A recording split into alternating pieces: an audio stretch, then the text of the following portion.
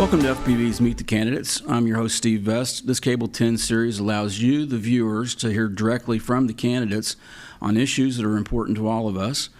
Today's guest is Kyle Thompson, candidate for state representative in Kentucky's 57th District. I'd like to thank you for taking time to join us and stopping in for a visit. Thank you, Steve. I greatly appreciate the time that Cable 10 has provided for me. Well, you asked me if I was going to be rough. I'll start with the hardest one.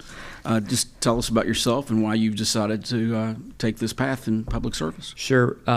As Steve said, my name is Kyle Thompson. I am a Frankfort resident, born and raised. I'm a hometown boy, graduated from Franklin County High School before going on to the University of Kentucky and then going on to get my law degree.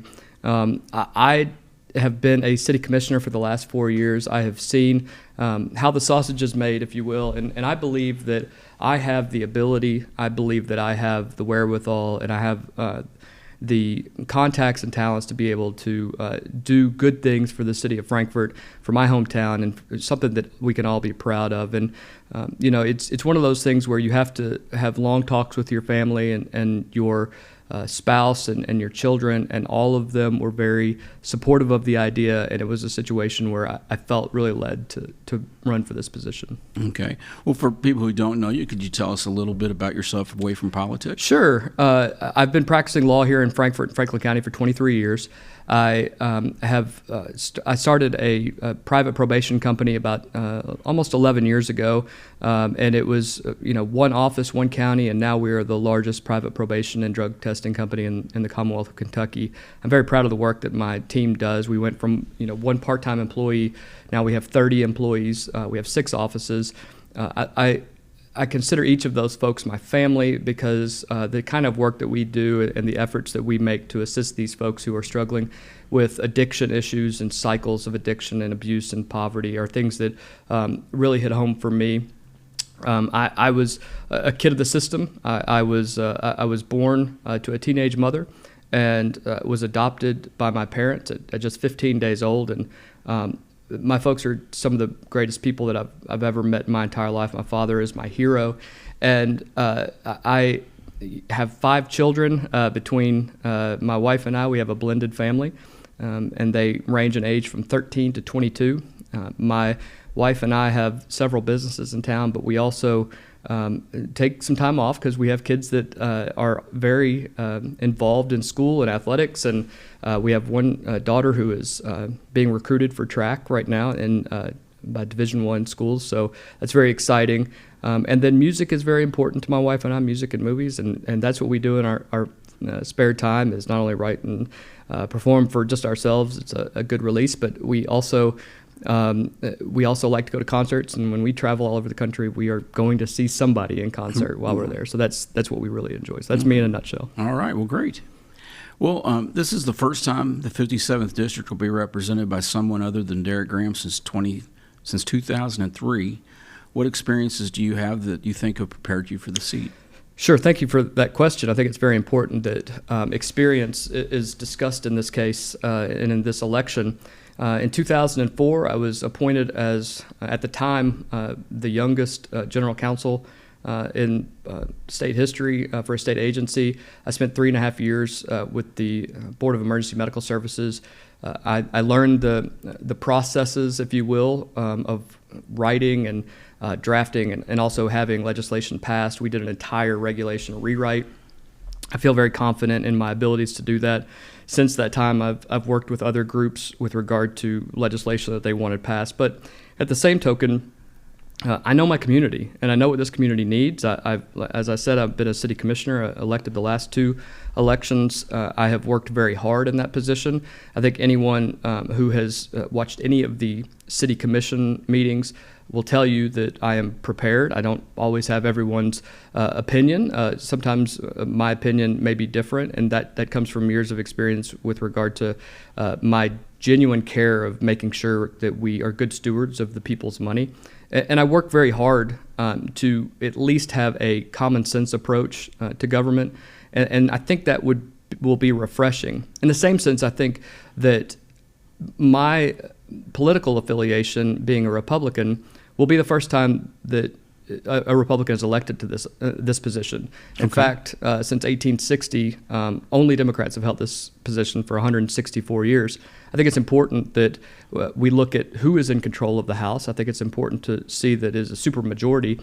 And I think if anything's going to happen for and out of Franklin County, it's important to have those contacts. I have those contacts. I know those individuals. I feel very comfortable with not only state officials, but with our federal elected officials. And I think that's important to have those contacts to be able to make things happen here in Franklin County. And I'm willing to do that.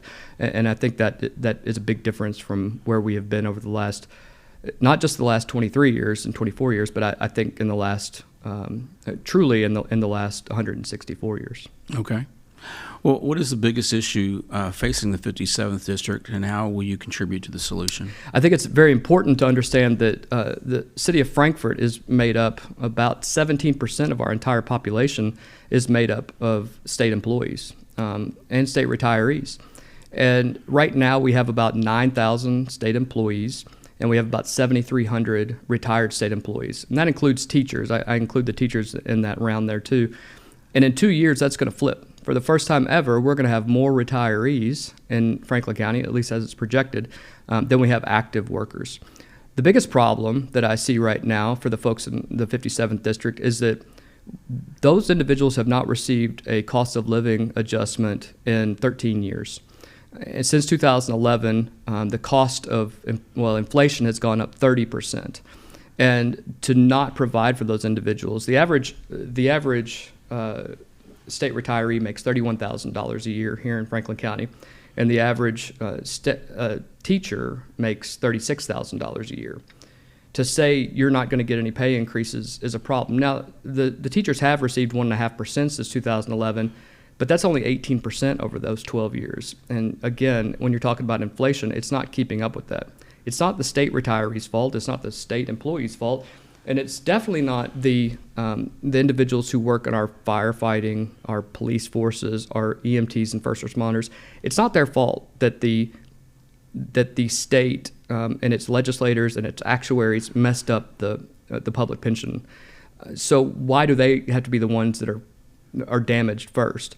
And so they've taken away tier one for the firefighters and police officers, and now they've moved them into a 401k. It's very difficult on recruiting. We used to have 200 folks showing up for examinations. Now we have 3. I think we had on last Tuesday for the city of Frankfort.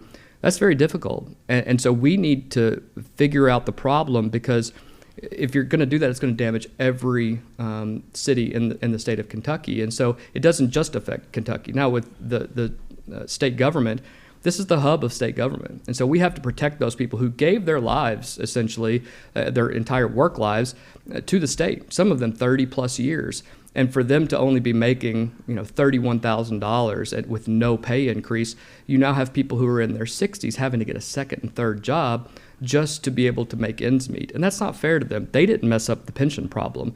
And so we have to, not only correct whatever has been happening. I understand that the pension problem has been taken into effect and been worked out to some extent, and we still have some places to go. But we have to correct that, or at least put it into codification, a statute that says at this point we are going to move back to a tier 1, or we are going to provide individuals with a cost of living. If you don't do that, if you don't put it in the statute, it's always up to someone's opinion or desire. You have to change that. And so we need to put that in there and truly put it in stone what that inviolable contract truly is. Okay.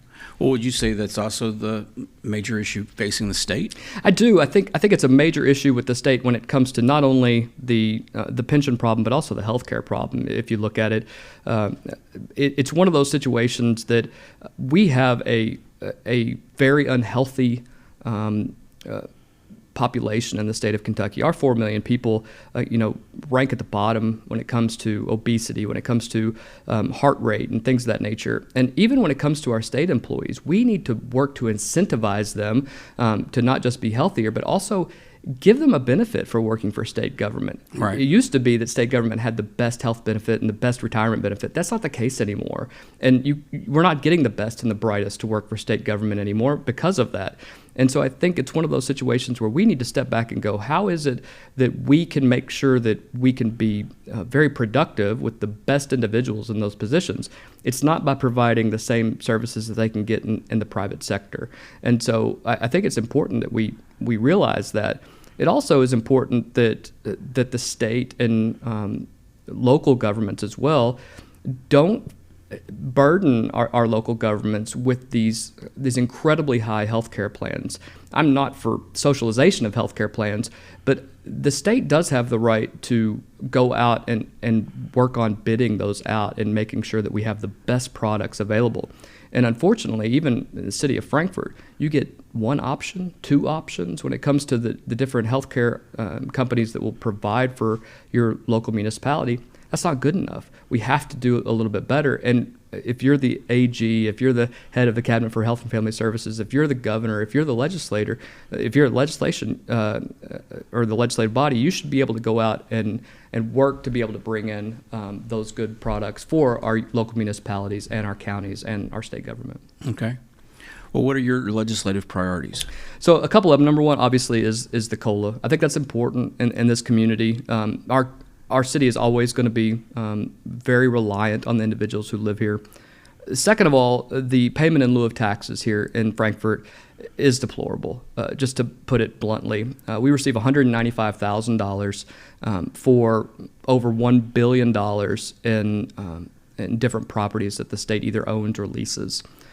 That is pitiful, and it's not even a tenth of what the actual amount should be. If you go to Louisville and you look at just Churchill Downs, for instance, Churchill Downs alone pays over $2 million just to the school districts in Jefferson County, and it's worth $32 million. Well, one building in Frankfort is worth that, and yet we're not receiving any funds anywhere near that. The people who are hurt the most, the schools. The schools are hurt absolutely the most. Frankfort High School, for example, is lacking about $2.3 million a year because the state is not willing to pay what that payment in lieu of taxes should be. You can call yourselves state-owned, and so we don't have to pay taxes. We're tax exempt, and that's fine. You can remain that way. But it has to be, again, codified in the statute. It has to be a KRS that says the city of Frankfort shall receive, and whatever you want, arithmetic you want to put in there of the value of the property with a multiplier in there, you have to have that codified. Because, again, if you don't, the state and the governor are not going to provide those funds. In the last 4 years since I've been in the city commission, we've received 3 $195,000 payments, and we received one $800,000 payment. And that was kind of a makeup for the last couple of years to get us to quit asking for more and more money. I think at this point, the legislature has to understand that the city of Frankfort can no longer be a second-class city. I don't mean that as a codification of or a designation of the cities. I think it has to be a situation where the city of Frankfort is taken care of with all of the buildings that we own, or all the buildings in our city and all the buildings that the state owns. And if they don't, then it becomes very difficult for us to provide fire services and police services and EMS services to those offices. So I think it's very important that the state realizes that. And I have seen that from the inside of city government. And because of that, I know how important that is. The second thing is economic development. I should say the third thing after the COLA and the pilot. Economic development. The state of Kentucky has provided huge economic development booms to Ashland, to Owensboro, to Paducah. Why not Frankfort? And I think that's the thing that is most disheartening, because Frankfort has been the state capital for almost 250 years. It's one of those things that we should truly ask why. What is the reason that we're not receiving these funds? And I think a lot of the answer is, well, the legislature just doesn't see it. They see it for about 2 months, and then they don't see it the rest of the time they're in the legislature. And Franklin County hasn't had the representation to go in there and say, look, you're using everything we have. Help us bring in the economic development that we need. That doesn't mean that the city of Frankfort or Franklin County is off the hook for bringing their funds in. But what good is it if we don't have state backing in that? And so I think economic development is important as well. The fourth thing, and I think this comes from years of what I've been doing with drug addiction and those who have suffered from drug addiction, is that I think there needs to be state-funded inpatient and outpatient programs that help assist individuals in those places. Having Medicaid or having no insurance at all prevents many people from getting the kinds of services that are quality services. And I know people instantly think, well, if we're going to have state-funded services, they're not going to be good. That's not what I would hope for. Right. I would hope that Frankfort and the Commonwealth of Kentucky would be the flagship of how you would want to handle issues with our economy. If we handle that issue and the root problems with the economy, well, then we can take off. And I think the second part of that is providing skills training for individuals. And I've already talked with folks at KCTCS. So those individuals who are 19, 20, 21 years old who get a nonviolent drug offense where they receive a felony can receive those skills training. And if they pay their taxes and do the things they're supposed to do, then they can work off being able to get some of their rights back until after 10 years and they've paid their taxes and done what they're supposed to and paid their dues, they're able to have a felony expunged. And I think that will give people a pathway. A lot of people like to say that. I want to give somebody a pathway. This is a true pathway to having a better life. If you don't, and you just let somebody back out on the street and they don't have skills and they don't have education, they're going to go right back to what they know. And the last thing I think, which is very important for the state of Kentucky and for the citizens of Frankfort and Franklin County, is I want there to be legislation in effect that says if a city or a community has tended to a piece of property for, say, 25 years, that property is automatically deemed to be the property of that city or community. I'll use a good example, Capitol View Park. For 42 years, we have provided for Capitol View Park. More than $10 million has been poured into that park, and the state still owns it. The state could come in tomorrow, take that park, and just like they did with the Civic Center, and then all of a sudden we don't have Capitol View Park. Yeah. And then we're scrambling. And I think that it's important that cities know that after so long they'll have this property. It's just a liability to the state, but the state always wants to keep their options open, and we're the ones in Frankfort that always tend to seem to be on the back end of those issues. So I would hope that we'll be able to fix those. Those are the 5 things I would like to see. Okay. Well, you answered a couple of the questions I had on my list here. So I'm going to skip on down to education. Sure. In Kentucky's public education system, how do you view the current curriculum standards, and are there any specific changes that you would advocate for? Poor at best. And let me give you an example. My son, when he was starting 5th grade, I went to parent-teacher night just before. This was right after COVID happened. And when we walked in, we were talking to the teacher. My son was very excited to be back in school, as you can imagine. And the teacher said, "What's your favorite subject, buddy?" And he said, "I love science." He's a 10-year-old boy. He likes to, watch stuff bubble over and, blow up and all things that 10-year-old boys like. And she said, "That's great. We don't teach science in 5th grade." And we said, "What? You don't teach science in 5th grade?" "No, we don't teach science in 5th grade." "Well, why not?" "Well, because it's not on the test." "Well, but the testing from the Franklin County schools is not in the top 10%, so that's not working." So teaching to the test is not an answer from me. We don't need to lower the standards so more people pass. We need to up the standards, and we need to have better teachers. Now, I think there are great teachers in our systems, and I think that teachers should be complimented for handling kids on a daily basis. They should be commended. They should probably receive awards. But at the same time, what we have done is we have lowered the standards to try to bring people up. And yet what that hasn't done is it hasn't helped our students be able to attain high scores throughout the state of Kentucky. Other states that have kept the standards high to make sure students pass, if they don't pass, then they don't move on. They have found that what happens is kids end up doing better. Teachers start doing better. And I think that leads to the next question is, what do we do then? And I think one of the things that the legislature tried to do is to give this school choice. And I have seen from the data and everything that I've seen that school choice in many areas actually benefits your public schools because they have to keep the standards high. If you're not able to compete with the other schools, then you don't receive those monies. And instead of racing to the bottom that it seems that education tends to do a lot of times, and not because of the teachers and not because of the individuals who are working with these children, but because of the standards that they set, because the teachers are more than capable. These are bright, intelligent people that have done this for many years. But we've lowered those standards year after year that even if you were to allow for school choice, those programs need to meet those highest levels, not the lowest levels. And if you do that, I think the local public schools would actually benefit from those issues, and they'd actually receive more funding at that point. So I think there's a lot of worry and fear that things would happen. We've done things the way they've always been done for 100 years. Let's try something different and see if it works. And I think that is why I want to be in the legislature at a very exciting time when they're trying to find answers to very difficult questions. So you're in favor of a constitutional amendment too? I am. I am in favor of that. And charter schools? I am. Okay. I am.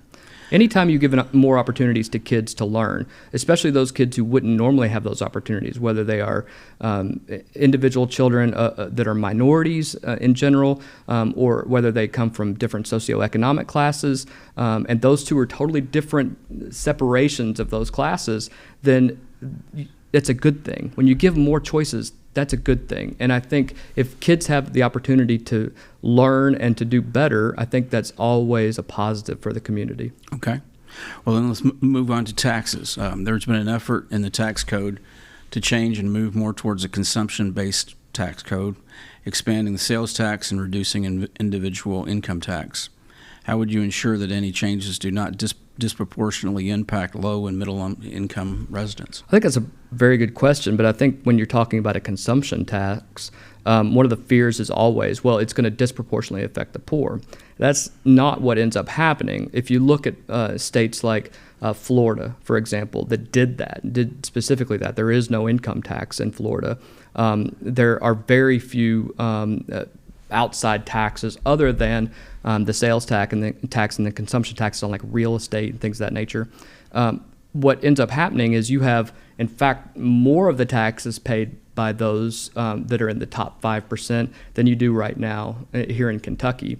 And so I think what you would see is you actually see a shift of those amounts and those total percentages. People always say we want the rich or the wealthy to pay their fair share. They would be paying more than their fair share. You know, the top 5% in the United States pay 65% of the taxes. If they go from 52% in the state of Kentucky and start paying that 65% of the total taxes, then I think you've actually done a good thing. I think you've seen the benefits in the state of Florida. I think you've seen the benefits in other states. Texas has a hybrid model right now. I think you've seen other states like Georgia who have started to go to a consumption tax. It does not disproportionately affect the poor, and I would never support anything that would disproportionately affect the poor. Well, and what about lost revenue? Or do you think it's a wash? I think it's a wash in the end. I really do. From what I have seen from the data from these states who have gone to this model over the last 10 years, it's really a wash. In fact, I think Florida stated that they actually had the largest surplus that any state has ever had in 2023. So I think that is just one more piece of data to look at and go, well, something must be going right down there. Okay. Well, the other Constitutional Amendment 1, basically clarifies voting rights in Kentucky, explicitly stating that only U.S. citizens can vote. Why do you believe this is necessary to explicitly prohibit non-citizens from voting when Kentucky elections already limit it to Kentuckians? I think it's interesting that they decided to go that direction. I think that might have been an overreach because of fears played on individuals that live in areas. I don't think that there is an issue in the state of Kentucky with illegal, when I say illegal, individuals who have come into this country and are not citizens. I don't think there is a vast voter conspiracy, fraud or anything in the state of Kentucky. I think, however, that there are fears that what they see in places like Philadelphia, where some of the districts had 101%, 105% of voter turnout. Those things are concerning for legislators, and we want to make sure that doesn't happen in our backyard. And I think that there's nothing wrong with clarifying the laws if there's ever someone that would be able to question it. Should we have done it when there's another very important amendment on the ballot? I can't say one way or the other, but I can tell you that it would not have been my top priority. Okay. Can you talk a little bit about bipartisanship? Reaching across Sure. the aisle? And Yeah, so it's interesting when you come from a town like Franklin County that's about 24,000 registered Democrats and about 13,000 registered Republicans. And that number is obviously switching. It used to be 6,000 Republicans in the city of Frankfort, or in Franklin County, and that's changing. When you're the minority when it comes to voting, or at least when it comes to the way that people view themselves politically, you have to be able to reach across aisles. Most people that I deal with, both of my parents were registered Democrats for most of my life. Most of my family members are registered Democrats. You have to be able to talk about things, and I think that's where we've lost a little bit in our country. People have gotten so quick to say, "You've offended me," instead of just having discussions. I'm not afraid to have those discussions. I think anybody that's watched any city meeting over the last 4 years, I'm not afraid to say things that may be unpopular by the people sitting next to me, but are very popular in the community. And, I think that's the difference when it comes to experience. You get to know how to talk with people and how to address issues. And I'm not afraid to say something that will offend somebody if it's going to help the majority of people. And sometimes you have to say things that don't help the majority of the people, that may help the minority of the people, because that's just the right thing to do. And we as a society and a community need to do that. But we need to get rid of this idea that you can't have tough discussions without being soft. And I think that's what we see a lot of. And I think for the first time in our history, we are being encouraged not to talk about politics, not to talk about religion, not to talk about things that so divide us. And I think that's the problem, is you need to talk about those things. And that's what true bipartisanship is. There was a time when Tip O'Neill and Ronald Reagan would hash it out one way or the other. And they didn't agree with much in politics, but they were able to sit down and work out major issues democratically. And I think that's important. I think we need to go back to that in our society. Okay. Well, let's move on to reproductive rights and health. Do you support maintaining or overturning the current restrictions on abortion access in Kentucky? So it's very important to understand what actually happened in the Dobbs decision and how it affected Roe v. Wade.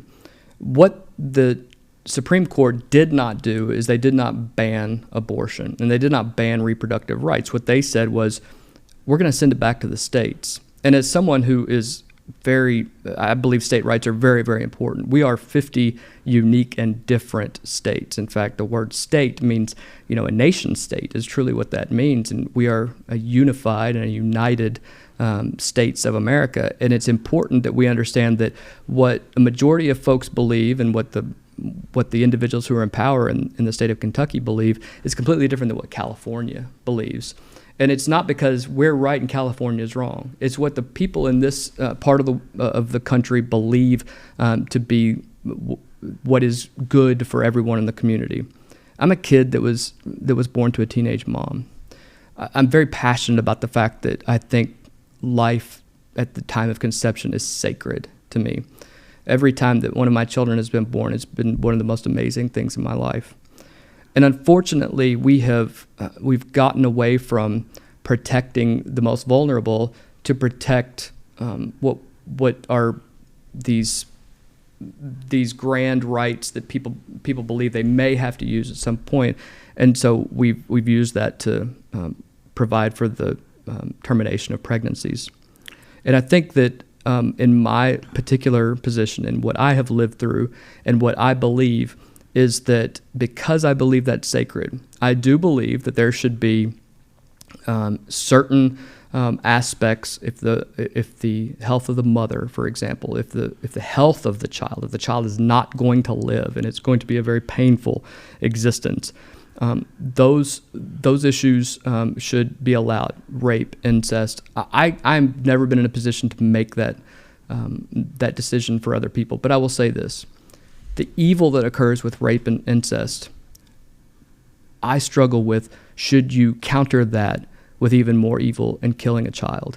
And to me, that is a child. And so I struggle, and in my home, we would not do that. The child would be born, because that child it can be a gift to anyone. And as someone who is not expected, but my parents loved me so much and gave me such a wonderful life. The idea that being born in 1976 when Roe was fresh could have been very easy for my teenage mother to make that decision. For me, I can't think of anything greater than giving someone life to make beauty from ashes, and that's important to me.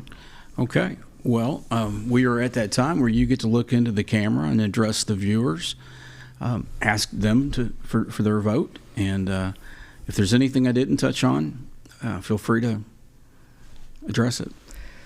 Thank you very much, Steve. Thank you very much for the questions. Cable 10, thank you so much for the opportunity to answer some of these questions and let you get to know me, for those of you who don't know me. And for the folks who have watched this, thank you very, very much.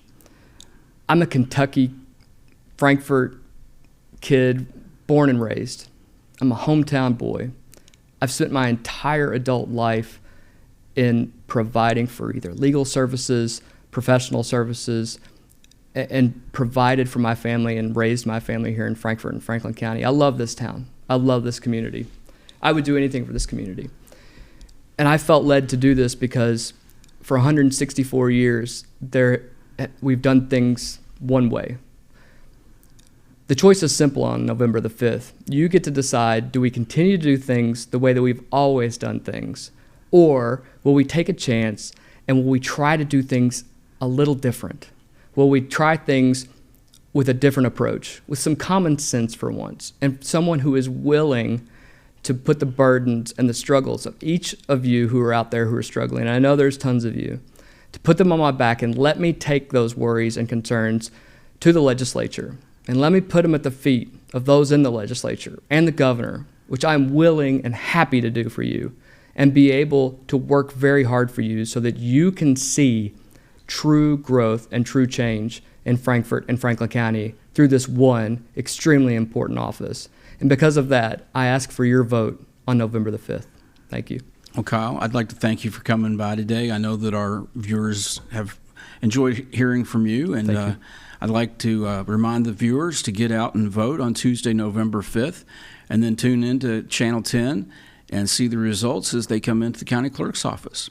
Thanks for joining us today, and thanks for your time.